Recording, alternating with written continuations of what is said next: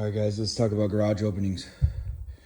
Your garage opening is going to depend on, one, the size of your door, right? So these are 8-foot by 10-foot garage doors, both sides right here.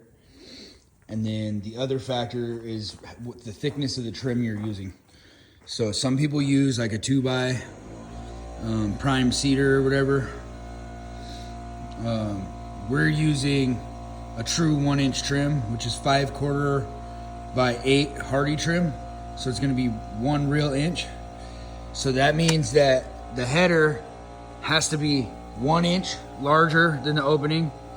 And then the trimmers, they need to be 2 inches wider than the door, right?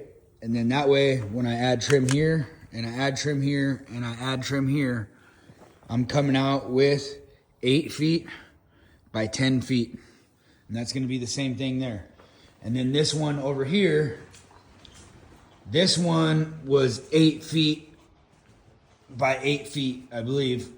Although I haven't measured the height in a while. I think it is the same though. I think it came out to be, it's a different header. But, and this header's carrying more weight. That's why it's more chunky. Because again, it has to do all the end supports for the studs and the floors above it. This wall out here doesn't really carry very much weight. Everything is spread out along rim on that side. So that's why this header is super chunky. But it's the same thing, right? I'm gonna be 2 inches wide and I'm gonna be 1 inch wide.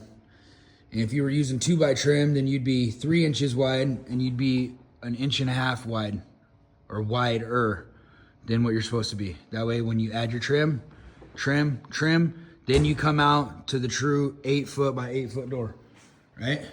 So that's what you need to know about garage doors, basically, as far as framing goes.